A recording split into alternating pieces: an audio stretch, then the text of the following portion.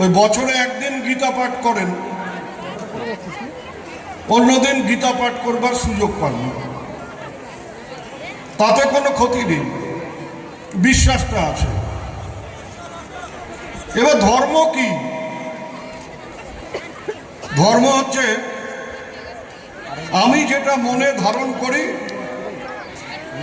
সেটাই হচ্ছে ধর্ম। এই সনাতন ধর্ম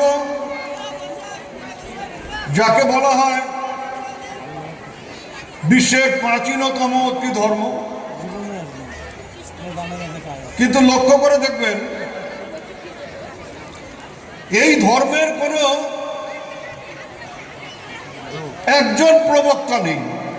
বিভিন্ন ধর্মের যেমন একজন প্রবক্তা, তিনি সেই ধর্মটা চালু করেছেন, শুরু করেছেন, সেই ধর্মকে প্রচার করেছেন, করে হাজার হাজার লক্ষ লক্ষ মানুষকে সেই ধর্মে সামিল করেছেন। কিন্তু সনাতন ধর্ম এমন একটা ধর্ম, কোনো একজন বিশেষ প্রবক্তার নাম আপনি পাবেন না যে তিনি এই ধর্মটা আবিষ্কার করেছেন বা তিনি এই ধর্মটা শুরু করেছেন, তিনি এই ধর্মটার প্রচার করেছেন। বিভিন্ন মানুষের চিন্তা ভাবনা আলাদা আলাদা, তারা একত্রিত হয়ে এই সনাতন ধর্মের সৃষ্টি হয়েছে। সেই জন্য এমন একটা ধর্ম